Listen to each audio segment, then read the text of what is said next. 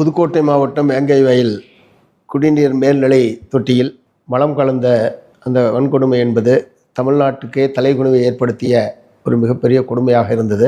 இந்த சம்பவம் 2022ஆம் ஆண்டு டிசம்பர் மாதம் நடைபெற்றிருந்த போதும் ஏறத்தாழ கடந்த 2 ஆண்டு காலமாக இந்த வன்செயலில் ஈடுபட்ட குற்றவாளிகள் யார் என்பதை கண்டறியப்படாமல் நீண்ட காலமாக இந்த வழக்கு என்பது நிலுவையில் இருந்து கொண்டிருந்தது.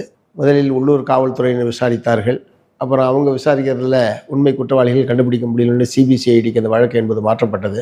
மீண்டும் சென்னை உயர்நீதிமன்றத்திலிருந்து ஒரு தனி நீதிபதி இந்த வழக்கை மேற்பார்வையிடுவது என்கிற முறையில் உயர்நீதிமன்ற நீதிபதியுடைய மேற்பார்வையின் கீழ் இந்த வழக்கு என்பது நடைபெற்றது. இவ்வளவு விசாரணை நடந்ததற்கு பிறகு இன்றைய தினம் சிபிசிஐடி போலீசார் சென்னை உயர்நீதிமன்றத்தில் இந்த வழக்கு தொடர்பான குற்றப்பத்திரிகையை இன்றைக்கு தாக்கல் செய்திருக்கிறார்கள். ஆனால் அதில் ரொம்ப வேதனையான விஷயம் என்னென்னா, இந்த குற்றத்தை செய்தவர்கள்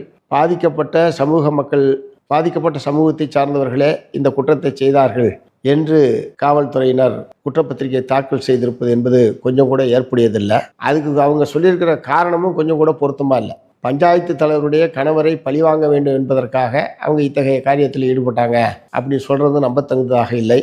ஆகவே இந்த உண்மை குற்றவாளிகளை, அதாவது 2 வருஷம் ஆயிடுச்சு, இந்த வழக்கு இழுத்துக்கிட்டே இருக்கு, ஏதாவது ஒரு குற்றவாளி இவர்கள் தான் என்று சொல்லி ஏதாவது ஒரு காரணத்தை சொல்லி இந்த வழக்கை முடிவுக்கு கொண்டு வர வேண்டும் என்கிற நிர்பந்தத்தின் காரணமாகத்தான் சிபிசிஐடி போலீசார் இத்தகைய ஒரு முடிவுக்கு வந்திருக்காங்களா என்கிற இயல்பான கேள்வி என்பது எழுகிறது. ஏன்னா தான் குடிக்கிற தண்ணிலே தானே அந்த மலத்தை கலந்துக்கிட்டா அவன் எப்படி அதை குடிப்பான்? அதனால காவலத்தை சிபிசிஐடி போலீசார் சொல்லக்கூடிய காரணம் என்பது ஏற்புடையதல்ல.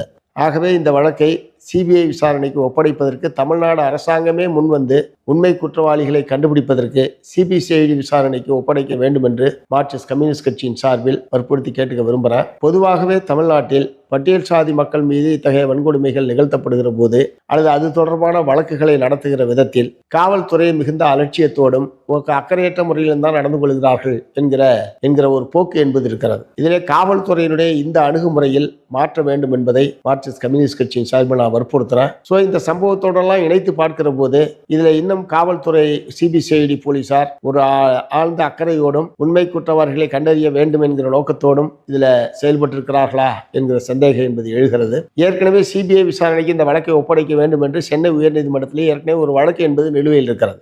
ஆகவே அந்த வழக்கும் நிலுவையில் இருக்கக்கூடிய நிலையில் உண்மை குற்றவாளிகளை கண்டறியவும் பாதிக்கப்பட்ட மக்களுக்கு நீதி கிடைக்கக்கூடிய வகையிலேயும் இந்த வழக்கை சிபிஐ விசாரணைக்கு தானாக முன்வந்து தமிழ்நாடு அரசு ஒப்படைக்க வேண்டும் என்று மார்க்சிஸ்ட் கம்யூனிஸ்ட் கட்சியின் சார்பில் வற்புறுத்தி கேட்டுக்கொள்கிறேன்.